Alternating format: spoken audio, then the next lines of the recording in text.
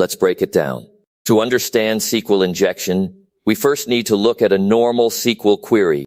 Here is a simulated database with a users table containing columns like username and password. When you log in, the application runs a query.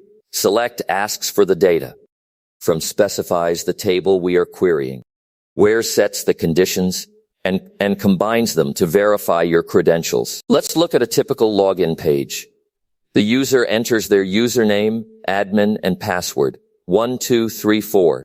The application takes this input and generates an SQL query to check the database. Because the credentials don't match, the database responds with a login failure. But here is the critical flaw. The application becomes vulnerable when it builds this query by directly concatenating untrusted user input. Let's break down the payload. The single quote terminates the original SQL string, or adds a new condition. 1 = 1 is always true. And the double dash begins a comment, ignoring the rest of the query. The core problem here is not simply bad input from a user. The fundamental issue is allowing that untrusted data to be directly concatenated and executed as SQL code.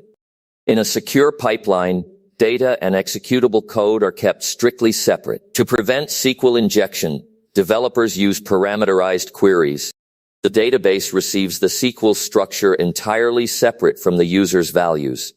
Instead of concatenating strings, placeholders are used, and values are bound securely during execution.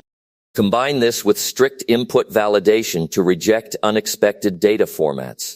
Finally, enforce least privilege by limiting the database account's permissions to reduce potential damage. Remember, only test systems you own or have explicit permission to test.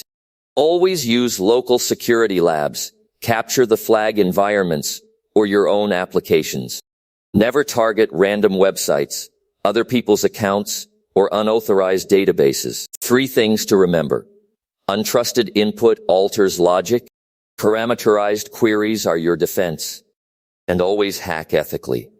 Understand vulnerabilities. Learn to fix them. CodeVedox.